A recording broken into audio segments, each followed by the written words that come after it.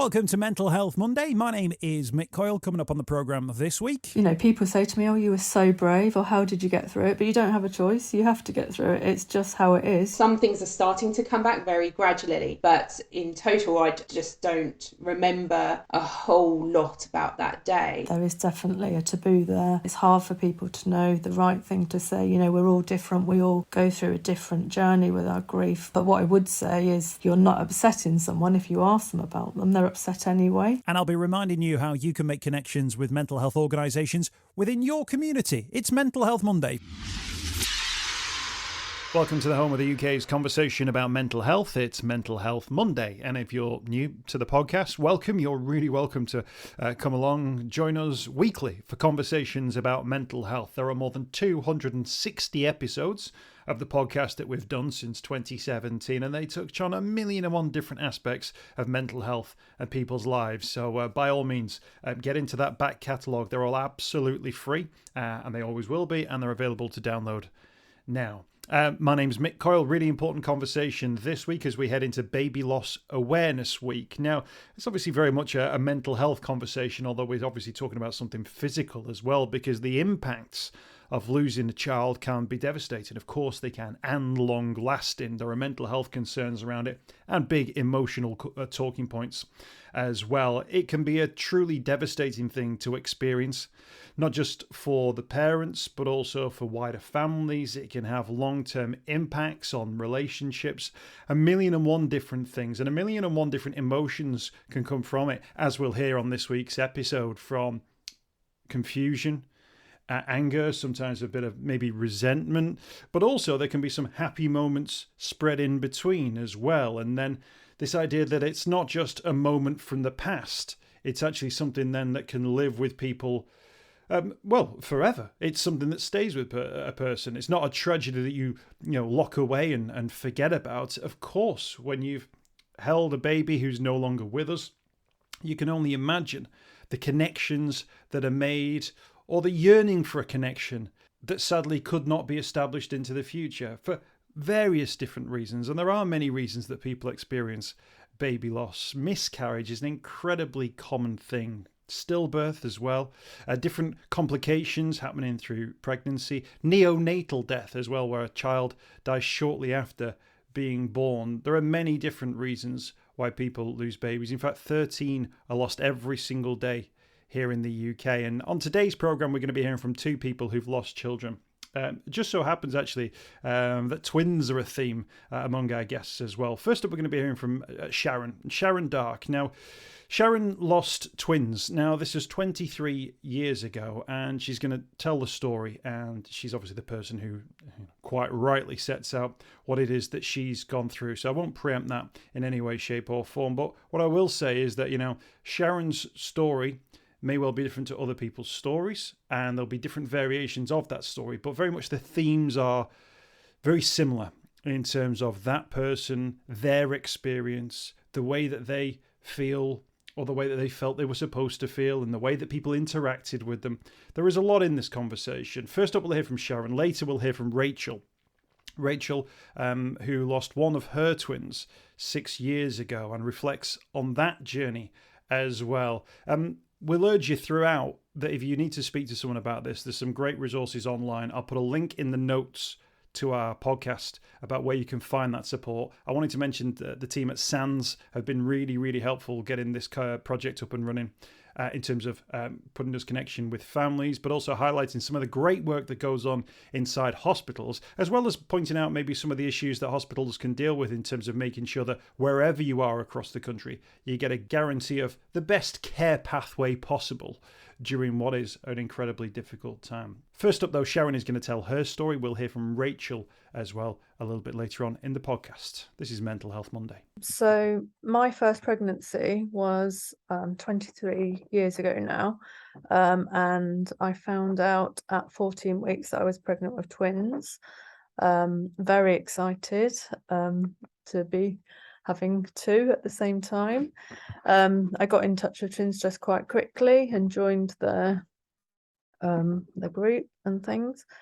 And everything was going pretty well until just before 26 weeks, and that's when I went into premature labour.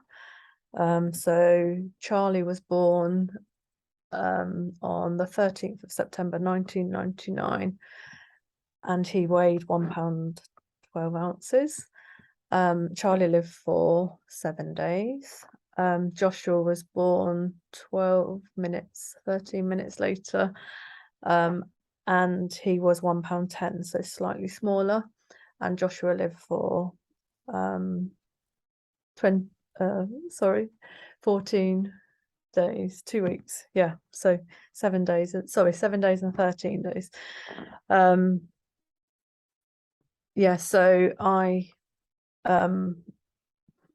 didn't have any incubators at my local hospital, so we were sent an hour and a half away to Stoke-on-Trent, and yeah, had really, really good care, actually. Really, obviously a really, really difficult time. We had lots and lots of ups and downs on the neonatal ward, but did and do have lots of lovely memories of the time that my twins were alive. So then after they died, I got in touch with Twins Trust to ask them to stop sending me their magazine, and found out about the bereavement group. And I had a befriender for about a year, which was someone that I could talk to on the phone, email, write letters to, who had also lost her twins.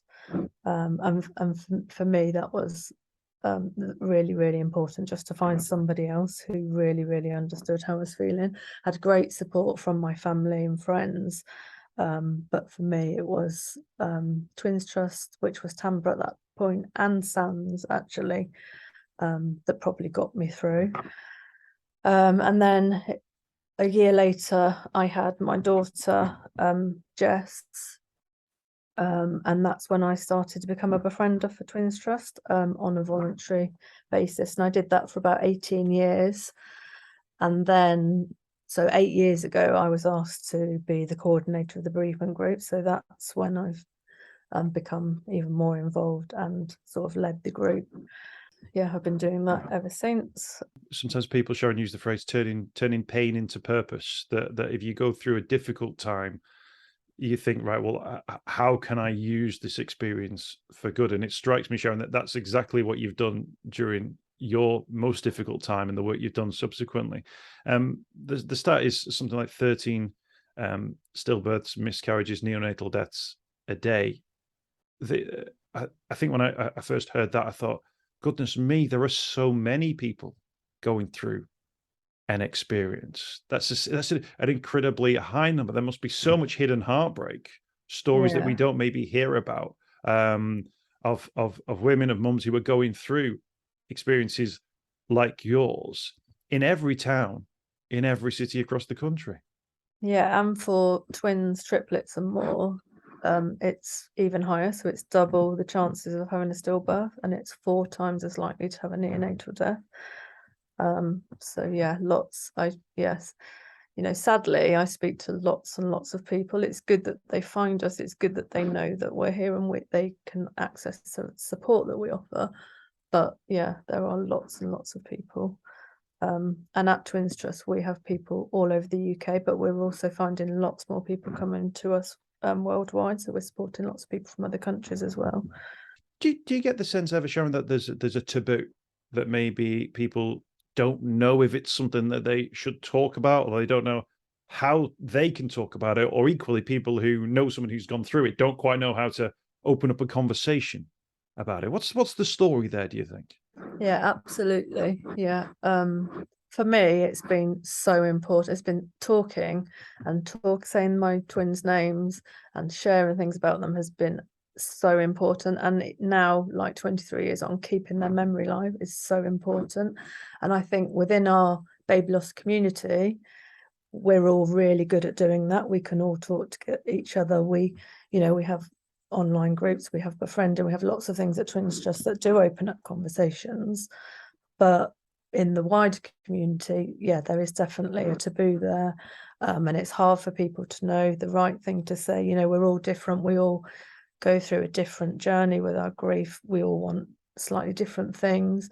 But what I would say is that, you know, almost everybody I've spoken to does want to talk about their twins. You're not upsetting someone if you ask them about them. They're upset anyway. All you're doing is, you know, opening up a conversation. And what I would say, if you are one of those people who are trying to support someone who's had a baby loss, is, you know, just ask the question, just be there, just give the support, and just be led by the person that you're trying to support. What sort of emotions do you tie to that time when you think back about what you went through?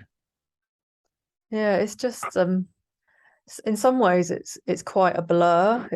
You know, it's just like, you know, people say to me, oh, you were so brave, or how did you get through it? But you don't have a choice. You have to get through it. It's just how it is. You know, I didn't know any different. It was my first pregnancy. I was very, very led by the midwives. So particularly when they died, when they were asking me about doing all the memory making things, having their hand and footprints, did I want a lock of hair? Did I want to bath them? I was very, very led by the midwives. And luckily my midwives were amazing. So I have got all those lovely, lovely memories. You know, it does change for me. You know, I'm a lot further on now. So I can think about my twins and smile, and I have got lots and lots of happy memories. Of course, you know, there are times that I'm still sad, and there are times around their anniversary, around their birthday, and also just sometimes, you know, things just come up that you think, oh, taking me straight back to where I was. And also actually talking to somebody in that really raw initial time period can really make you feel like back where you are as well. So yeah, just lots of emotions, lots of ups and downs. And what I found was me and my husband would have ups and downs at different times. So when I was okay, he'd be having a really hard time on the neonatal wards and really tearful. And then it would turn around, and even afterwards, actually, sometimes I'd be thinking, is it, you know, he seems okay, he's gone back to work, he's fine. And then I'd find out, you know, on the way back from work, he'd stopped in at the cemetery and things like that. So yeah, very, very up and down. Especially in that first year. I'd say the first year is the year of all the firsts, the year of, you know, your first Mother's Day, your first Father's Day, your birthday without them, the year that you thought you might be going on holiday, the first Christmas, all those things are really, really tough. I think that's the idea there, that there's a legacy to that event, that it's not a moment in the past that happened and then stopped and it was finished. That this is actually something that you carry with you, and you can carry it with positivity, but you can carry it with negativity, or you can carry it with a sense of, you know, of notification, if you like, that these things are coming around as well. But I think that's maybe something that we have to be aware of, that it wasn't just the bad thing that happened in the past. It can actually be something that is still with someone. Is that fair to say?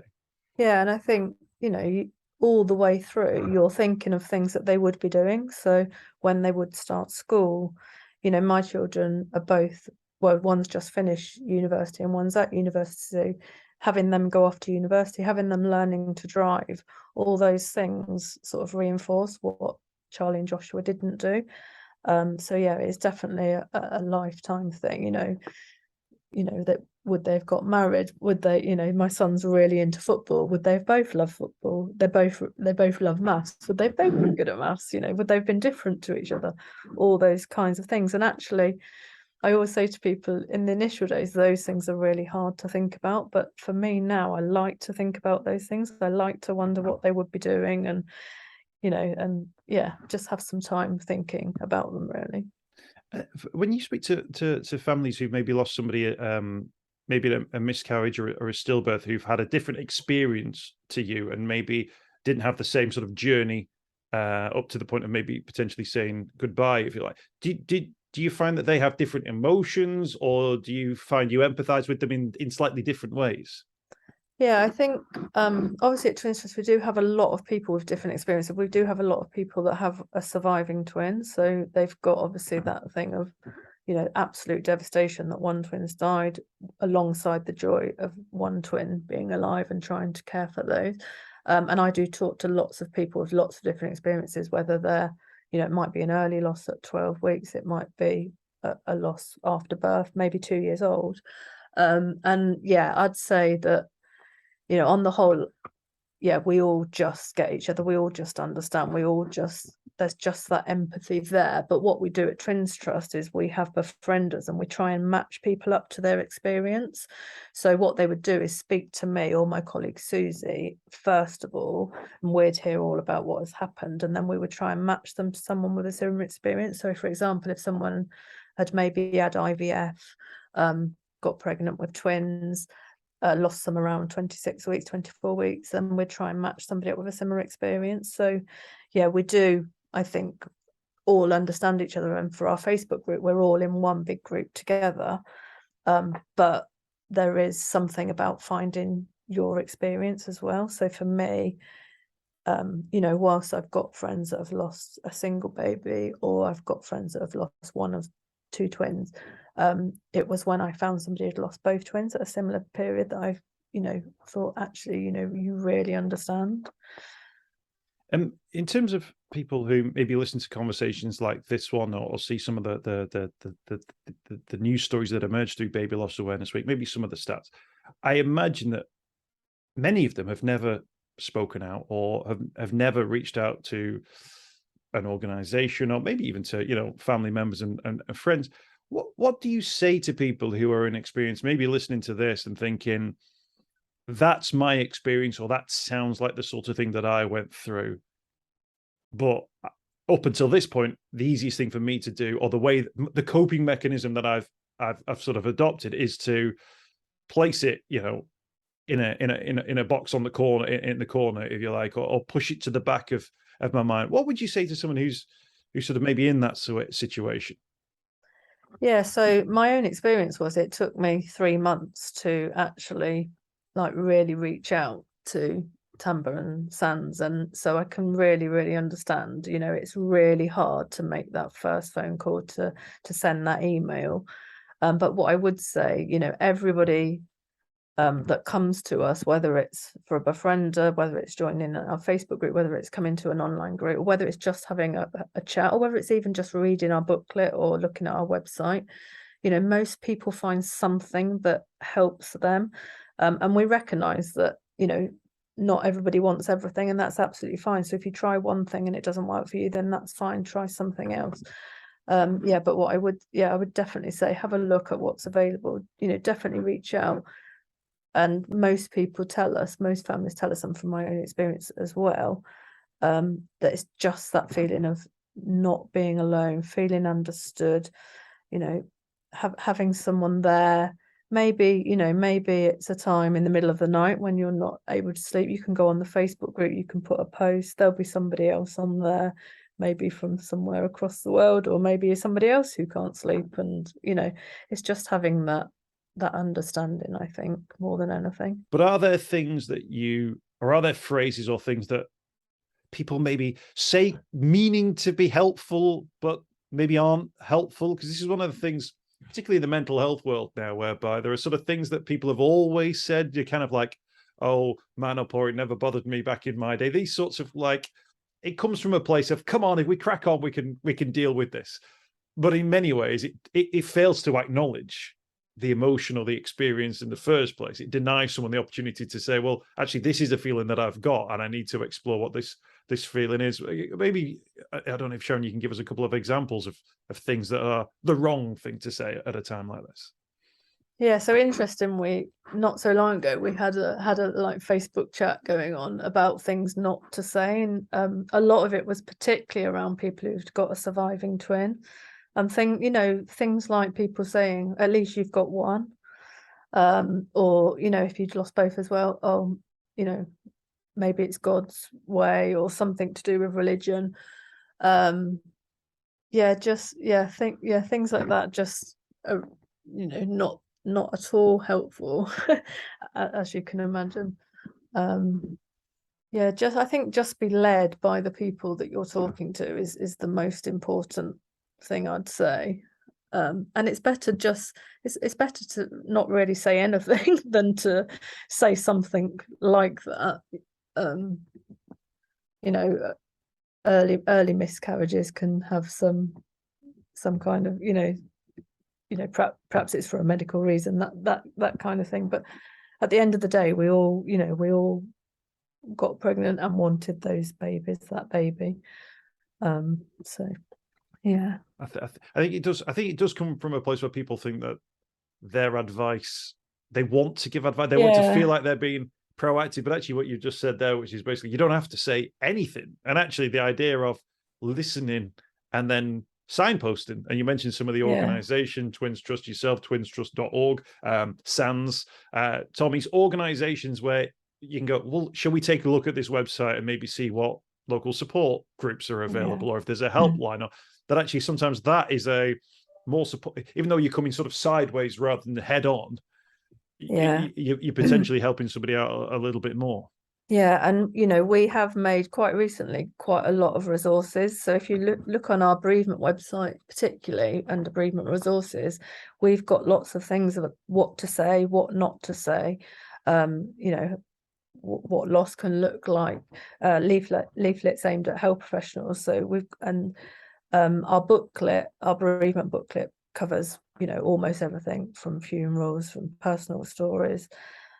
So yeah, if you're a family member supporting someone who's lost twins, triplets or more, definitely have a look and definitely read some of the material, or just email us. I'm happy to support anyone, a granny, a friend, a family member, anyone. We do have people just emailing to ask what's the best way to help. So yeah, I think it's just, and to be honest, if you're that kind of person that's thinking all these things, you'll be great anyway. That you're already halfway there because you're already thinking these things. Twinstrust.org is the website, twinstrust.org, and it's Baby Loss Awareness Week. And sometimes you put Awareness Week on the front of it at the end of anything, and you say like, become aware of this, which it's a little bit clunky, potentially, if you ask me. But if there is something that you would hope that people might take away from hearing conversations like this one, or from some of the things that maybe they'll read through Baby Loss Awareness Week, what do you hope those things might be? What would be those take homes, if you like, that you would like people to know about something like baby loss during an awareness week like this? So for the people that themselves that are actually bereaved, just to know that there is all that support out there. We know that the journey is really difficult. You can come to us at any point. It doesn't have to be straight away. It can be 2 years on, it can be 20 years on. So for bereaved people, just have a look at what's support out there, from ourselves, but like I said before, from all the amazing charities that are involved in Baby Loss Awareness Week. For health professionals, family, friends, just knowing that we're there really, and just have a look at our resources, etc., and just be there really for support. Just know that you can make the difference with what you say. Health professionals, just know that what you do can make such a difference. And just, I think as well, just giving the people that are bereaved that opportunity to be able to share their story, reading other people's, but over the week we'll be sharing at least a story a day of somebody who's lost twins or triplets. Just hopefully, that makes you feel that little bit less alone, just knowing that you're, other people do understand. So just like you said at the start, I think opening up conversations, if people want to talk about it, we're happy to talk, we're happy to support those conversations. Sharon, thank you so much for your time. Really appreciate you speaking to us, and thank you for sharing your journey. And it's great to hear about the work that you're doing now at twinstrust.org. You can go to the website. There's the bereavement link through there as well, where you can find out some more information about the resources, but also the support that's available. And thanks for joining us. Thank you. Thank you very much for having me. That's Sharon sharing her story. Incredible bravery to be able to share that story. And it's also great to hear that she's doing fantastic work now with the Twins Trust to help and support other families who are going through something similar. There is a link to Twins Trust written specifically on the podcast notes as well, so you can click on that at Twins Trust. If you type Twins Trust bereavement into Google, it will also come up there, but there's a link in there as well. So Sharon, thank you so much for your time. We're going to hear from Rachel now. Now, Rachel, just so happened as well, became pregnant with twins and lost one of her twins for reasons that we'll find out about in the conversation. And once again, we thank people for being so open and honest with their stories and with their journeys when it comes to baby loss. We're going to be hearing Rachel's story, and she's going to guide us through exactly what happened to her and her family. Yeah, so I had my first pregnancy, twin pregnancy. We found out very early on that they had twin-to-twin syndrome. So we had lots of hospital visits, and basically we were told from the get-go the likelihood of survival for one or maybe both children would be very slim. We had to go for ablation, laser ablation surgery at 17 weeks, and that gave us a bit of a chance, but we were told then it was more to help twin one more than twin two, who is the donor.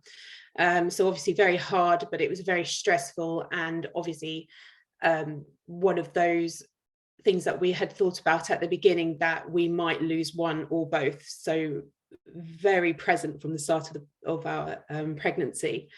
Then 27 weeks, I went into natural labour as a result. And yes, so both girls were born, and then Ophelia died 9 hours after birth.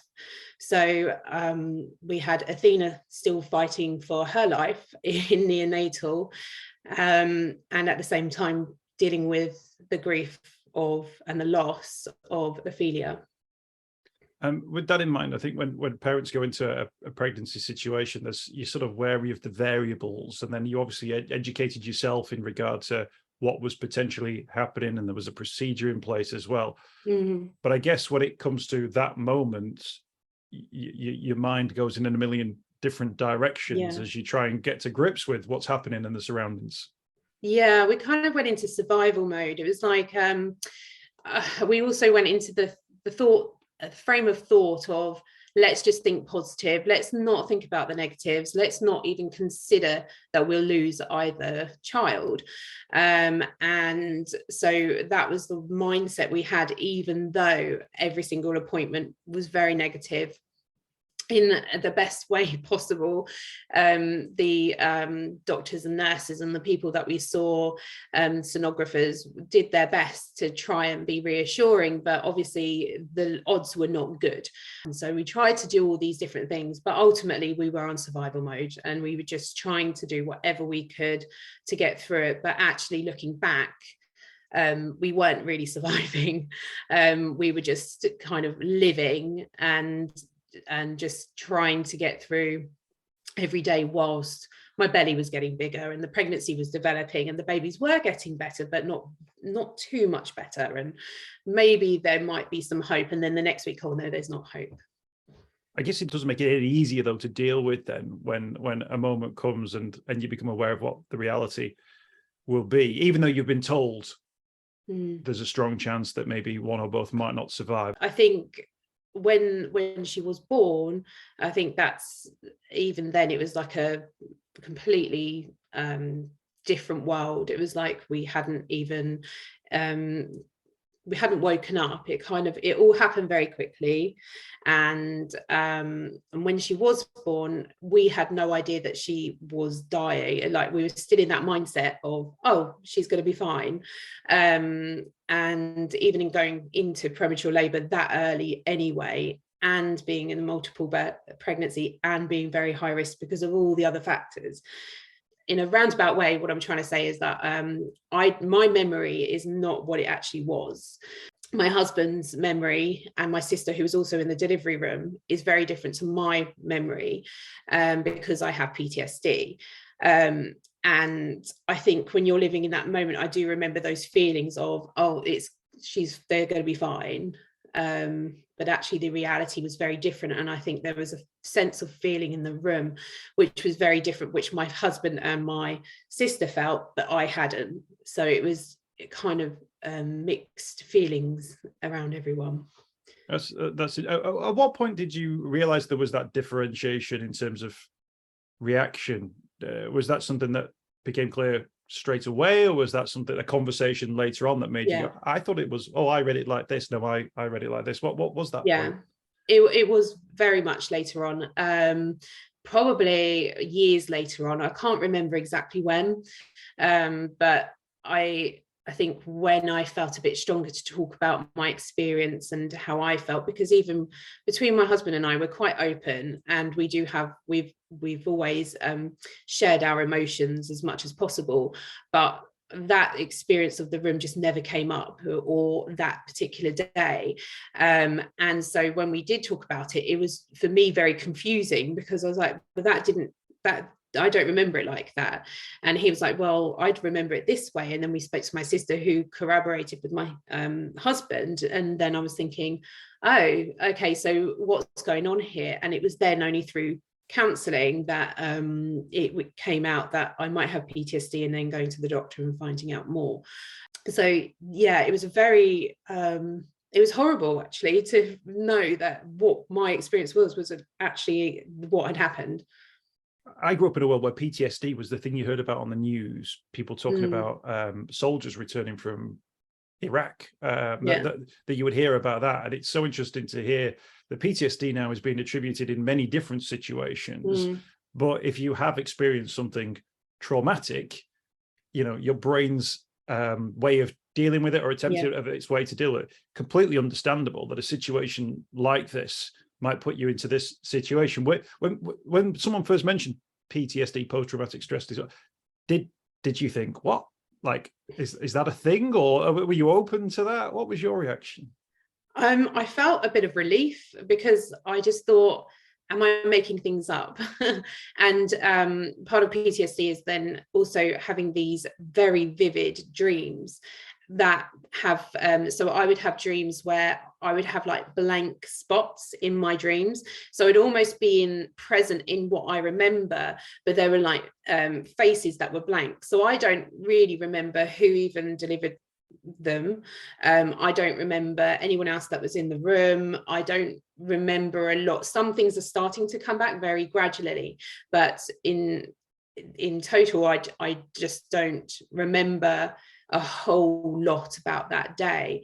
And so when it was mentioned to me, I kind of had this relief and thought, oh, there's a reason for this, and maybe I'm not going mad, and I'm not dramatizing or dreaming this perfect image that actually wasn't there, but it was actually my mind and my body's way of helping me cope with that instance. Like you say, the brain is functioning in that way to try and protect me and help me in that instance of that traumatic event. And then further on down the line, it's obviously then made things more blurry. So it was a relief to have an idea of what was going on. In terms of other people who are listening to stories like yours, I wonder whether or not, for Baby Loss Awareness Week, one of the issues that we have as a country, as a society, is that we always pin baby loss to a moment in time and say, oh, that was when somebody went through a difficult time and wasn't that sad, and we sent a card or we sent flowers, but then we kind of presume that they grew away from it, or that we moved on. And actually, one of the things that's really struck me, speaking to people like yourself and people who work, particularly in those bereavement circles, talking about the idea that this is actually something which has a legacy, and that legacy can be many different things, but actually we shouldn't look at these things as a moment in the past. It can be something that many people carry with them, and I hope that people can relate to that. I mean, even now it's very difficult to talk about Ophelia. I've only just gotten to the place in my world and my mind where I feel that I can openly talk about her, but even then there are days where I know emotionally I can't go there. I think it comes with sort of the expectations of people around you as well. So, you know, we had people a bit like what you said, kind of, oh, not necessarily saying, are you over it yet? But kind of like, are you going to move on soon? So for your own self, but that's not how grief works. And also that loss, no matter when it happens, whether it's in pregnancy or whether it's during birth or whether it's after birth or even years later, that's a loss. No, it's always a loss. So you have built emotions, and you've put memories or tried to think of things. Oh, we'll do this with them, we'll do this with them. For us, it's a them. But now it's just with her, so her sister, and her and so when people also ask me about how many children you have, it's a very difficult one, because sometimes I'm very open and say 3, because I also have a 3-year-old now, and Ophelia and Athena. Well, Athena's 6, Ophelia would have been 6. So it's sometimes easier to say, oh, I have 2, because sometimes people don't know about Ophelia, and then they might I'm not open to the answer or to the questions. But then the days that I say 3, I know I'm opening myself for questions, or oh, where are they then, what school do they go to? And I'll say, oh, well, they go to this school, or this one's a preschool. And then they say, oh, where's the other one then? And then you'll be like, this one's so Ophelia died, but she's very much a part of our family. So it can be very different moving the later on as things go. Things have been easier for me to talk about, but they're still hard too. So I think it can be difficult as a parent to talk about your loss and your child when there are expectations of people around you that maybe think, well, that was 6 years ago. To us, it wasn't 6 years ago, it's still very present now. And she will always be very present with us, and so it's daily, it's not yearly. No, absolutely. And I think as well, you know, it must be emotionally exhausting having to try and second guess each of those conversations to think, well, if I say this, will they respond this way, or if I say this, will they respond in a slightly different way? And I guess you must almost have to sort of take a breath before you open your mouth in those circumstances. I think you've said it right there. I think it's actually about the other people's feelings. It's not necessarily about my own. And I think sometimes people are just afraid to ask, and it's not because they don't care, but as the parent, I can sometimes feel that way. I know I've got some friends who are very open about their loss and their child, and they're very much apart from everything. So whether it's in social media, they always include their name. Now, I haven't really done that because I haven't felt so. It's very individual. And I think sometimes society kind of is like, oh, do we want to ask about them, and do you want to see how they're doing, or is it just best to just pretend and walk away from it? And yes, sometimes maybe that's so, but I think always as a parent to even just say, oh, we're thinking about you today on the anniversary, or even in the card, I've had an extra kiss. I've always done extra kisses in my card. I include 5, so that's my way of communicating Ophelia. Even though I don't put her name in it, I put a kiss in that card, and I've always done that since she died. And I think, and for some, that's my little way. And so I've also had it back. So sometimes I've had family members or friends that have done it.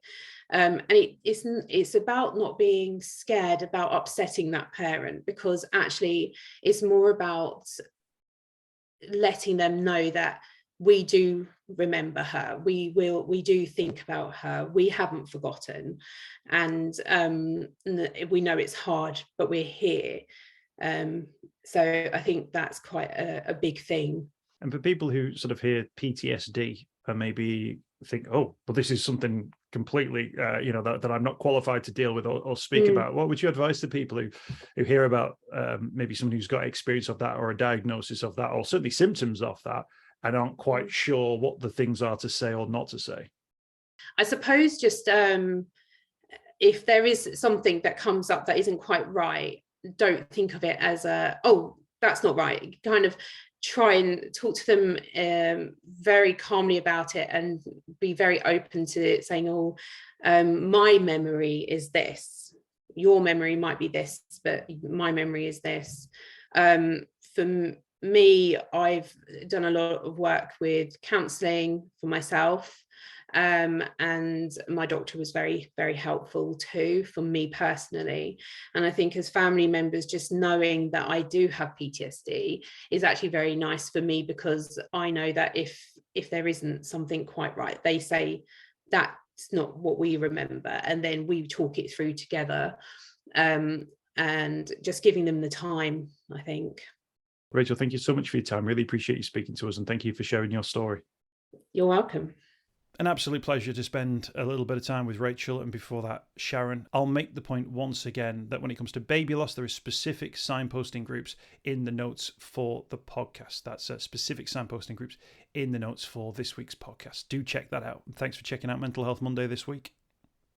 I hope you've enjoyed this week's podcast. Thanks for checking out Mental Health Monday. My name is Mick Coyle. You can find me on Twitter at Mr. Mick Coyle. You can also find me, Mick Coyle, on Facebook as well. Don't forget, if you want to speak to somebody about your mental health, you can do so. The Samaritans, free to call on 116 123. You can find mental health services where you are. Just look for the Hub of Hope. Type in your postcode. It'll find those mental health services close to you. And for support in a crisis, you can text SHOUT to 85258. That's if you're experiencing a personal crisis, you're unable to cope and need support. Shout to 85258. That's a text line. Do get involved in those services. In an absolute emergency, always remember the number to call is 999. Thanks for downloading the podcast this week. We'll be back next week with more Mental Health Monday.